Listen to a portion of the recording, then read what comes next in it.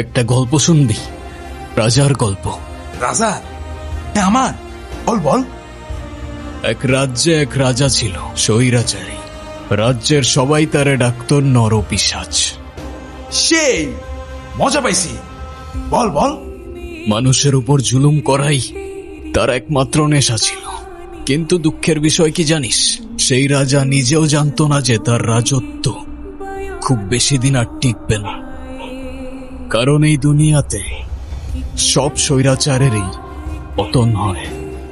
একদিন সেই রাজার রাজ্যেরই খুব সাধারণ একটা বালক রাজার বিপক্ষে চলে গেল, আর রাজার রাজত্ব চোখের পলকে ধূলিসাৎ হয়ে যায়। ওই কি বাপের সঙ্গে পাগল টাগল হয়ে গেল নাকি রে? তোরা কি অনেক কিছু খাওয়াইছিস রে?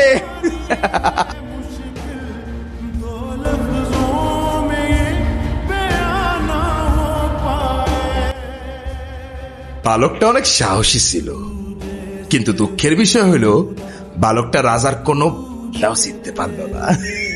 বছরের পর তোমার নদীর ধারে পাই, শ্বাস চলতেছিল, কেউ জানতো না, শুধু আমি জানতাম। তোমার শহরে পাঠাই দেই, জায়গায় নতুন পরিচয়ে বাঁচতে পারো।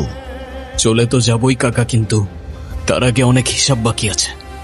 কিসের হিসাব? পাপের হিসাব, পাপির হিসাব, ফোটা রক্তের হিসাব, আর এই মাটির হিসাব। কি করতে চাইতেছো তুমি? কবির স্যার, ছোট স্যাররা দেখছেন? রাজা যখন নিখোঁজ, প্রজার ঘুম হারাম। কোথায় রাজা, কোথায় রাজা, কোথায় যে আর খুঁজি। রাজার প্রাণ সংকটে, তাই প্রাণটা গেল বুঝি। স্যার, আপনি এগুলা কি বলতেছেন? আমি তো কিছুই বুঝতেছি না। এই মনসুরকে দেখছিস? না, ছোট সাহেবরে তো দেখি নাই। এই শোন, তুই এদিকে আয়। হ্যাঁ, কর, থানায় যা। থানায় গিয়ে ওর সাহেবকে আমার কথা বল, যা।